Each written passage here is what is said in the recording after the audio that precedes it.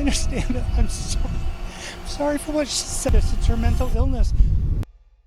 Karina, I don't know what to say. I'm just so sorry. I'm just so sorry that this happened. You never walked into that store thinking something like this was going to happen. I understand it. I'm sorry for what she said. It was very hateful. It's indefensible. But I just have to tell you this. It's her mental illness. A year ago, she would never have done, or never have even thought of that. Okay, so this is Robert Harrian. He's the husband of gas station Karen, aka Tamara Harrian. They both own a law firm in Glendale, Arizona called Harrian Law. They specialize in litigation and pay close attention because that's going to become important a little bit later. So, for those of you who are just tuning in, Tamara Harrian was at a gas station in Phoenix, Arizona when she decided to go in and target a customer of color named Karina Rodriguez in a racist tirade, telling her to go back to her country and otherwise harassing her. She even tried intimidating the customer who was filming, Greg Kahn, by pretending that she was a manager of the store and demanding that he leave. She went back over to accost Ms. Rodriguez, and that's when the fire of the ancestors rose up through Karina's hand and slapped that rabid racist into realizing we are in 2020, not 1820, and this is not her grandpa's America.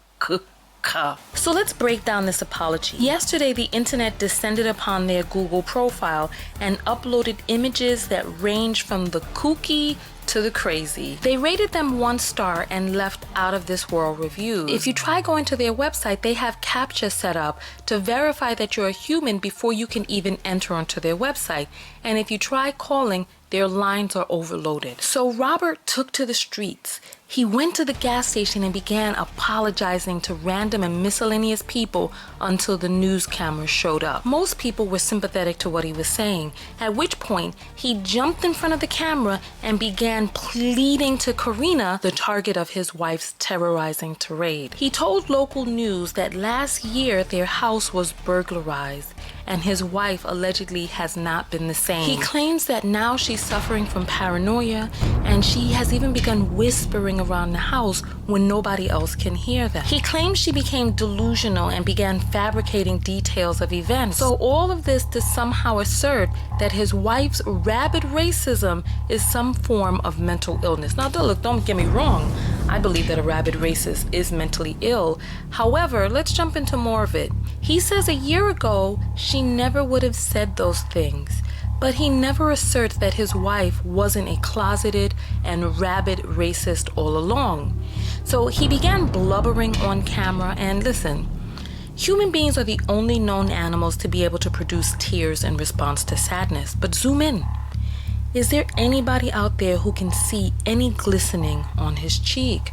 So there are no known tears, and he's blaming her behavior on some alleged mental illness. He doesn't call it by any name, which leads us to believe that she's never even been diagnosed. So he's just unleashed his undiagnosed, untreated, non-medicated mentally ill wife onto the public, knowing that she's allegedly paranoid and apparently a threat to others. This apology in particular troubles me because he's out there at the gas station making a spectacle of himself, talking to strangers who weren't even there and who all seem to quote-unquote forgive him and her.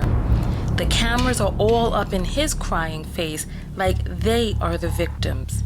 Anybody seen footage of Karina? I've only found a written statement from her about how she was traumatized, crying uncontrollably after leaving the gas station, and we can only imagine the post-trauma and stress that she's suffering from.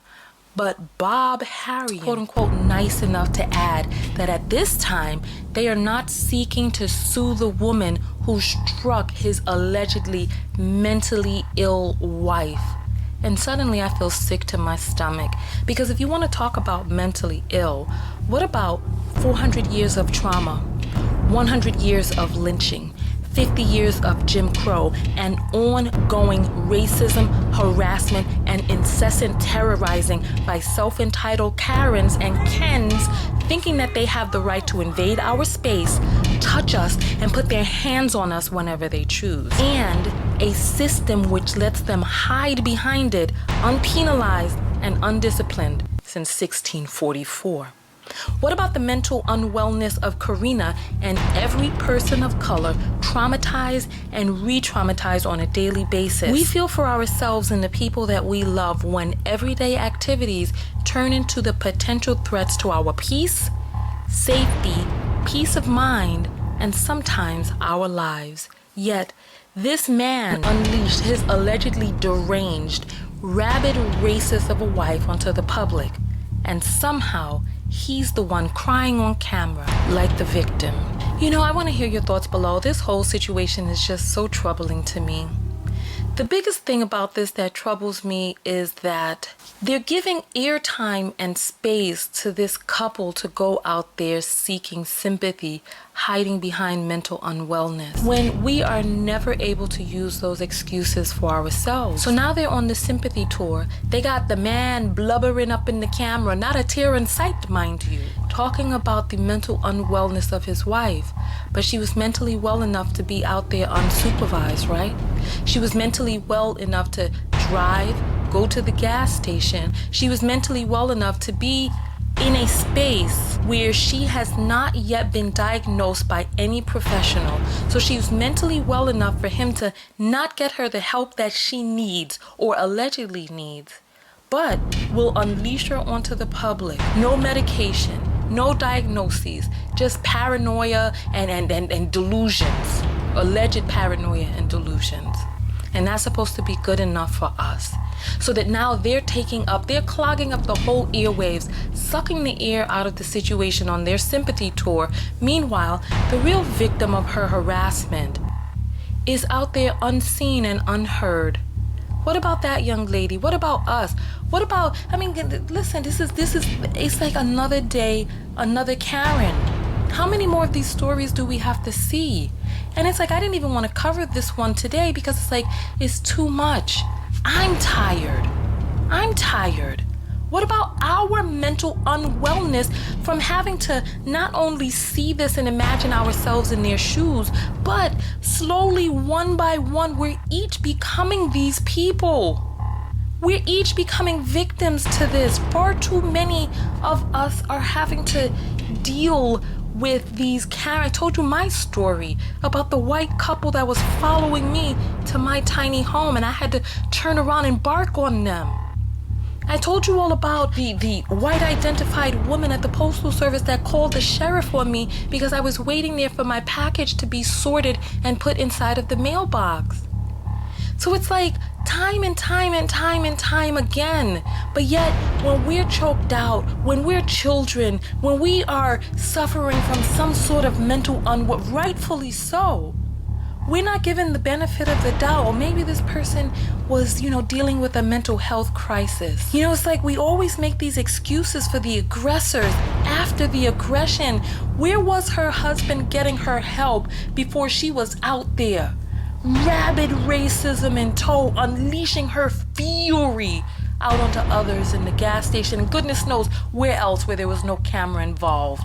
But now all of a sudden, he's up on the internet. Oh, she mentally. Oh. Really, sir? Really? It's just not good enough for me. It's not. It's like, okay, listen, there's nothing wrong with having any type of mental illness, disease, or mental unwellness. No, there's nothing wrong with that. Listen, it's not like these people are not well-to-do. Choosing not to get your wife or yourself the help that you need, choosing not to take your mental health, listen, saving the public at large from your mental unwellness, getting on whatever type of medication regimen or speaking with someone that you need to do to be able to save other people. Not doing that right there is the issue. Because how many Karens, how many Kens are we going to have to deal with when they just turn around and say, oh, well, I'm sorry. Oh, I just having a bad day. Well, you know what? Well, me too. Thank you for watching. Make sure that you thumbs up the video, make sure that you subscribe, and hit the bell notifications to be notified of new videos. Leave a comment below, share the video, and come over to TonyaTKO.com to subscribe to my personal mailing list and drop me a message of a viral story that you'd like for me to cover. See you on the other side. Peace.